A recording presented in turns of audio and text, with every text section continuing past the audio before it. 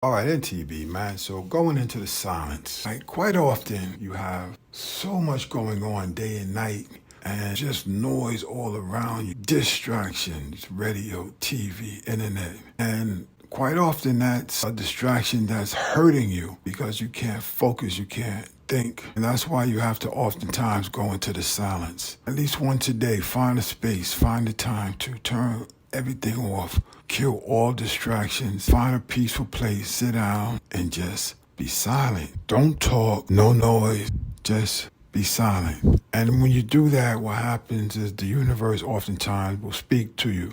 It'll tell you things about people. It'll tell you things about things. But often it'll tell you things about yourself.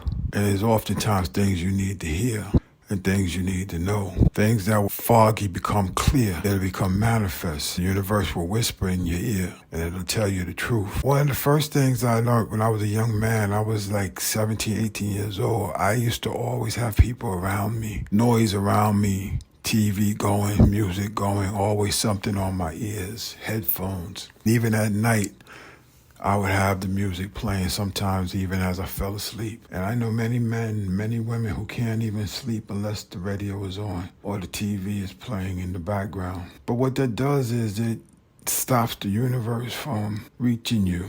It stops the universe from communicating with you because the universe will communicate with you. It will tell you things, again, about yourself, about people, and about things all around you. One of the first times I realized this was when I got locked up. I was 17 years old and they put me in solitary confinement. Anyone knows solitary confinement? Solitary confinement is a beast. And solitary confinement oftentimes will do one of two things. It'll break you down or it will give you a power and a control that's really amazing. It'll give you a sense of power because it gives you a chance to use the most powerful force that man possesses, the mind of man. And many of us don't ever really put that powerful force to use because there's so many other distractions going on in the world. For me, at 18 years old, solitary confinement was the first time I really ever had the opportunity to just stop, listen, and think.